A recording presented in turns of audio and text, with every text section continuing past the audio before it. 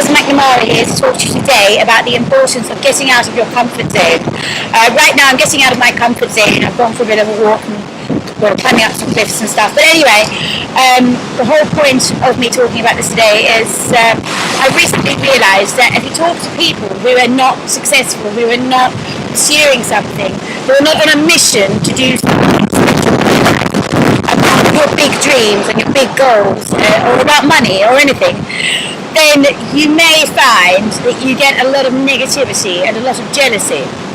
And it's funny because I used to think that it was impossible to know who your real friends are if you're really successful. I used to think that I wouldn't know who my real friends were when I was successful. I thought that it would be a bad thing and that I would find myself having to try and guess and see who really cared about me.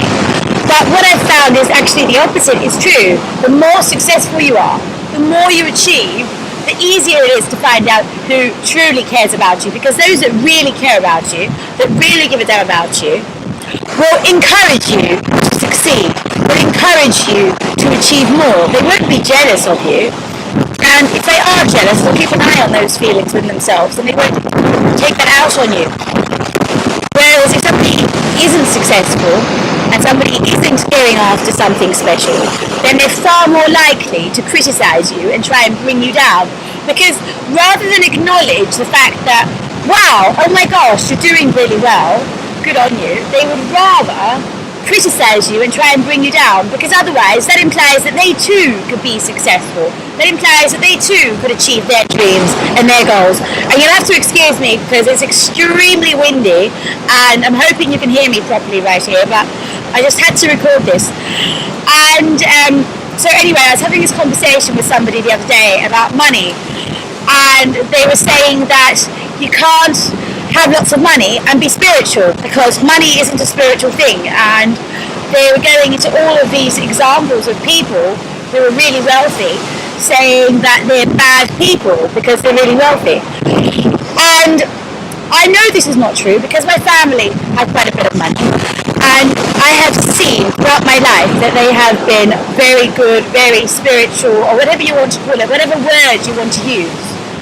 The upbringing that I've had is money tend to be actually nicer because it's easier for them to be nicer. It's easier for them to enjoy their life and help other people to enjoy their lives. But people stay in their comfort zone of whatever they grew up with a lot of the time. Like whatever you had growing up, I don't necessarily mean that you're going to continue to live that lifestyle, but a lot of people tend to lifestyle they had when they were growing up, and that's their comfort zone, that's their bubble. And hairs flying all over the place. They have difficulty breaking out of that bubble sometimes.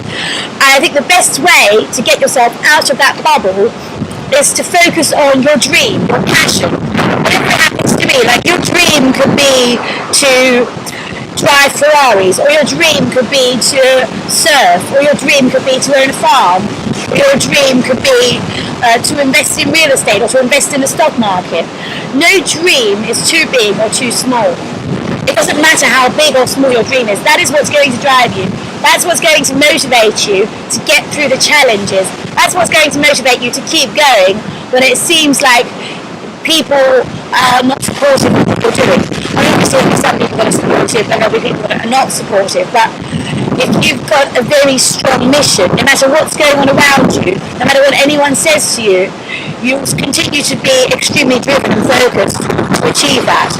Now, one thing that's really helped me is recognizing the importance of associating with people who are on a mission, who do have something special that they want to achieve. It doesn't matter what that thing is, as long as they have something, because then they can relate, then they can understand you and what you're doing and why you're so passionate about what you want to achieve. And this is absolutely crucial, because if when you're talking to somebody who's negative and jealous and inside their comfort zone and not wanting to get out of it or feel threatened or intimidated by your success, and you just get them to talk about themselves, and then every time they say something negative you say, oh, that's interesting, you just keep interrupting their pattern and you get them to feel more positively about their own stuff, and you don't talk about yourself, then you don't feel drained by these people.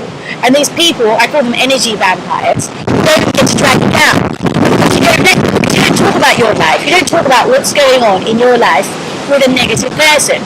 See, this is the thing, because I'm a very friendly person, I find it very difficult not to be friendly, because it's just the way I am. And I've always been that way. And my mum encouraged it, thank God, when I was growing up, even though I was extremely friendly to pretty much everybody.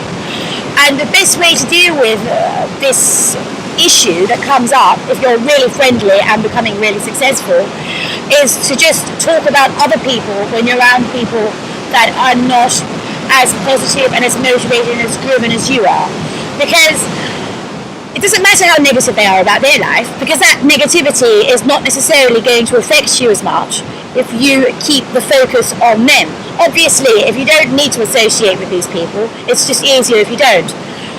But if you're a friendly, outgoing person and you like to talk to people, then you can do this, and then that way you can still be yourself, you can still be friendly, you can still be outgoing, but you also get to talk to people without having to say, oh, I'm not going to talk to this person because they're negative.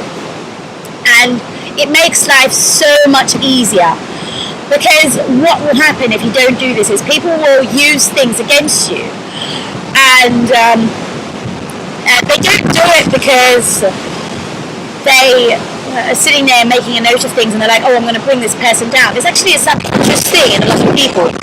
It's like if you pick up a newspaper, anybody who's not destitute is often referred to as a fat cat, or as living in a mansion, or as a bad person in some way, shape or form. And you'll notice this especially with the cheaper newspapers. Like if you're in England, the Sun newspaper tends to do that quite a lot, or the News of the World.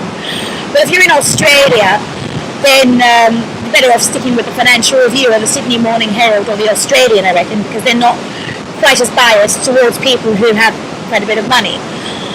And the conditioning of society, of the media, is something which you must protect yourself against, because there is this widespread notion in society that if somebody has a lot of money, then they must be a bad person. And you see this conditioning in films, you see this conditioning in all types of media, like the way people talk about celebrities and just basically anybody who is not broke, who is not destitute, who is living a nice life, tends to get criticised by the media.